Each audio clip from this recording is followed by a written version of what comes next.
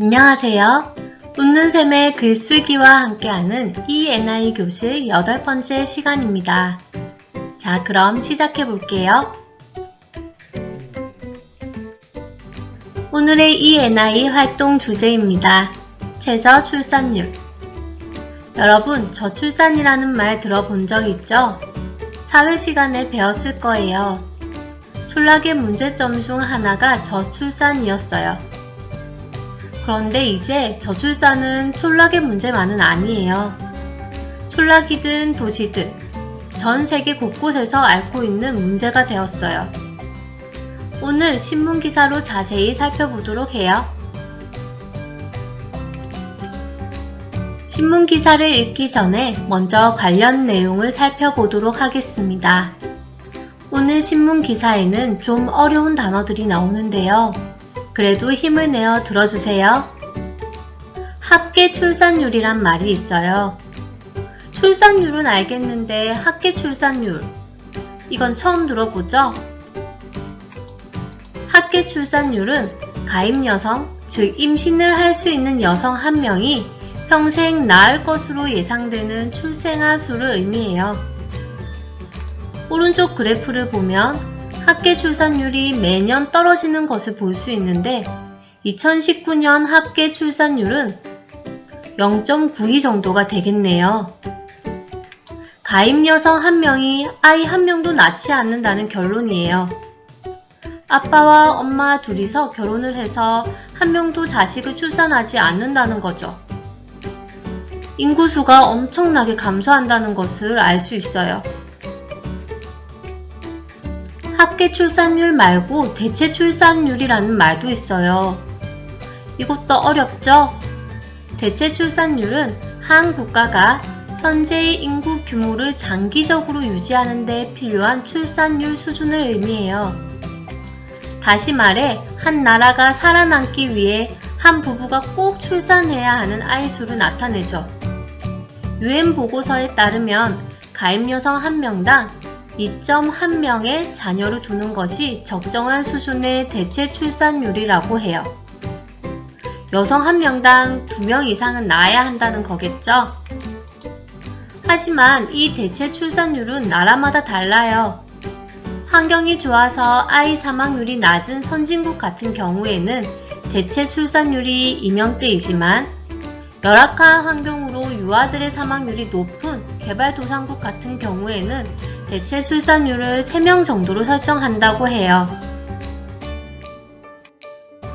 이제 합계 출산율과 대체 출산율을 함께 살펴볼게요. 현재 우리나라의 합계 출산율 어느 정도일까요? 앞서 보았듯이 2019년 우리나라의 합계 출산율은 0.92명이에요.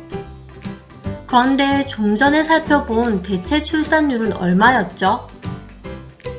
맞아요. 우리나라를 선진국이라고 보았을 때 대체 출산율은 2.1명 수준이 될 거예요. 이렇게 합계 출산율이 대체 출산율보다 낮을 경우 저출산 사회라고 해요. 이런 저출산 사회는 장차 생산 가능 인구, 즉 젊은 세대의 부족, 그리고 인구 고령화로 여러 문제가 발생되는데요. 그래서 저출산 사회를 경험하고 있는 각 나라에서는 출산을 안정화시키기 위해 꾸준히 가족 정책을 실시하고 있다고 해요. 여기에서 새로운 용어가 또 등장하는데요. 러시안 크로스 또는 데드 크로스라는 말 혹시 들어보았나요? 출생아 수가 사망자 수보다 낮아서 인구 감소가 발생될 경우 쓰는 단어랍니다. 그럼 신문 기사를 읽어보겠습니다. 평생 0.84명 낳는 나라, 지구상에 또 없다. 어머, 아까 2019년 합계 출산율이 0.92였는데 제목을 보니 0.84명이래요. 그새 더 줄었나봐요. 정말 큰일이죠? 소제목을 볼게요. 여성 1평생 출산아 수 채 1명도 안 돼. UN 발표 출산율 2년 연속 전 세계 꼴찌. 우리나라 출산율이 꼴찌인가 봐요. 어떡하죠? 다음 읽어보겠습니다. 지난해 우리나라의 합계 출산율, 즉 한 여성이 평생 낳을 것으로 기대되는 평균 출생아 수는 0.84명이었다. 한마디로 대한민국은 여성이 일평생 출산하는 아이 수가 채 한 명도 되지 않는 나라가 됐다는 뜻이다. 우리나라 합계 출산율이 2018년 0.98, 2019년 0.92, 그리고 지난해 2020년에는 0.84로 추락했다고 해요. OECD 회원국 중 합계 출산율이 1명 미만인 나라는 대한민국이 유일하며 유엔의 198개국 중에서 2년 연속 꼴찌를 기록하기도 했대요. 국가가 유지하기 위해서는 합계 출산율이 2.1명은 돼야 하는데, 그것을 대체 출산율이라고 한다고 했었죠? 그런데 우리나라의 합계 출산율은 대체 출산율에 비해 현저히 낮아 초저출산 국가 상태라고 해요. 다음 내용에서는 데드크로스라는 용어가 나와요. 앞서 선생님이 설명했었죠? 출생자 수가 사망자 수보다 적은 경우를 말한다고 했어요. 다음 부분을 보겠습니다. 2019년 3월 통계청에서 장래 인구 특별 추계를 발표했다고 하는데 그건 도대체 뭘까요? 장래? 앞으로의 미래를 말하겠죠. 단어를 하나하나 보면 장래 인구 추계라는 것은 미래의 인구를 추정하여 계산해보는 것을 의미해요. 2067년부터 5년을 주기로 미래의 50년간의 인구 변동을 전망하게 되어 있는데 최근 인구 문제가 전 세계로 심각해져서 5년 주기 인구 추계 기간이 2년으로 단축되었어요. 2019년에는 원래 장래 인구 추계를 실시하는 해가 아닌데 심각한 저출산 문제로 특별히 시행했기 때문에 이렇게 장래 인구 특별 추계라는 말을 사용하는 거랍니다. 좀 어렵나요? 두 번째 소제목을 살펴볼게요. 통계청 향후 50년간 국내 총인구 1200만 명 감소. 좀 전에 선생님이 말한 내용이 아래에 써져 있어요. 읽어볼게요. 초저출산 상황이 심각하자 2019년 특별 추계를 시행해 기존 전망을 긴급하게 수정한 것이다. 이렇게 특별 추계를 한 이유가 초저출산 상황이 심각해서라고 하죠.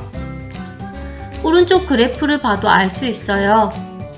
국내 총 인구수가 2030년 이후로 급격하게 떨어지고 있어요. 그런데 다른 나라는 어떨까요? 몇몇 선진국들은 합계 출산율이 우리나라와 같이 떨어지다가 다시 상승하는 모습을 보여주고 있어요. 프랑스, 스웨덴, 노르웨이, 독일, 일본은 아직 대체 출산율 2.1까지는 아니지만 저출산 국가를 벗어났어요. 어떻게 그럴 수 있었을까요?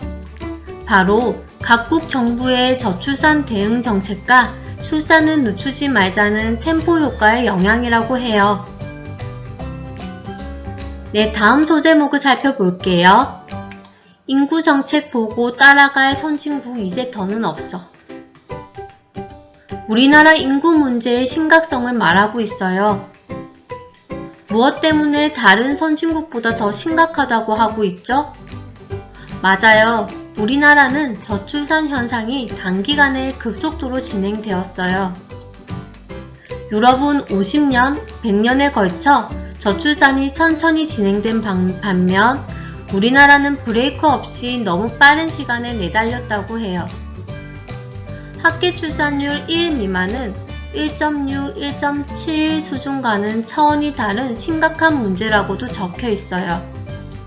맨 마지막 문장을 읽어보고 다음 활동으로 넘어갈게요. 전 세계 최악인 우리나라의 초저출산 문제는 오롯이 우리 스스로가 해결해야 할 지상 과제가 되었다. 무거운 마음으로 질문 답하기 활동을 해보겠습니다. 1. 인구 데드크로스의 의미는 무엇인가요? 연간 출생아 수가 사망자 수보다 작은 현상을 말했죠. 2. 대체 출산율의 의미와 수치는 무엇인가요? 여러분, 대체 출산율이 무엇이었죠? 한 국가가 현재의 인구 규모를 장기적으로 유지하는 데 필요한 출산율 수준을 의미해요. 선진국 같은 경우에 2.1명으로 되어 있어요. 3. 우리나라의 2020년 합계 출산율은 얼마인가요? 얼마였죠? 네, 계속 떨어져서 대체 출산율보다 현저히 낮은 수치였죠? 네, 맞아요. 0.84였습니다. 4. 저출산 사회의 문제점은 무엇인가요? 이건 여러분들의 생각을 담아서 적으면 될 것 같아요. 선생님은 기사문에 있었던 내용으로 적어보았어요. 생산 가능 인구 부족, 고령화로 인한 문제 발생. 이제 우리나라의 저출산 문제에 대하여 어떻게 생각하는지 여러분들이 오레오 글쓰기로 나타내 볼 거예요. 문제 상황에서는 기사문에 있었던 문제들을 요약해서 적어보세요. 현재 우리나라 합계 출산율이 얼마나 낮은지, 유엔의 198개국 중에서 어느 정도의 수준인지 적으면 좋겠죠? 두 번째, 의견입니다. 주제에 관한 자신의 생각을 적어주세요. 우리나라의 저출산 문제가 심각하다는 것에 대해서 여러분들이 어떻게 생각하는지 적으면 돼요. 국가 차원에서 하루빨리 출산 장려 정책을 세워 초저출산 사회를 벗어나야 한다. 선생님은 이렇게 적어보았어요. 그 다음 R입니다. 자신의 생각에 대해서 이유를 쓰면 되겠죠? 왜냐하면 초저출산 사회가 지속될 경우 이러이러한 문제가 생기기 때문이다. 다음 1호 넘어가겠습니다. 기사문에 있었던 사건, 사고를 여러분들이 적어주면 돼요. 그 외에도 여러분들이 겪었던 경험 또는 뉴스에서 보았던 일 같은 것을 여러분들이 요약해서 적으면 되겠죠? 마지막 5입니다. 사람들에게 권하고 싶은 이야기를 적거나 자신의 주장을 한 번 더 나타낼 수 있어요. 나라에서 출산한 가정에 대해 많은 혜택을 줬으면 좋을 것 같다. 얼른 우리나라의 초저출산 사회가 벗어났으면 좋겠다. 여러분들 이 영상을 잠깐 멈추고 집중해서 오레오 글쓰기를 했으면 좋겠어요. 다 적어보았어요? 네, 수고했어요. 오늘은 우리나라의 저출산 문제에 대해 뉴스 기사를 살펴보았어요. 여러분들은 우리나라가 세계에서 출산율 꼴찌라는 것을 알고 있었나요? 선생님도 이번 기사로 처음 알게 되었는데 정말 심각한 일인 것 같아요. 빨리 대책이 마련되어 출산을 장려하는 분위기가 만들어졌으면 좋겠어요. 다음 시간에는 세계로 뻗어나가는 한복에 대해 E&I 활동을 해보도록 하겠습니다. 그럼 다음 시간에 만나요. 안녕!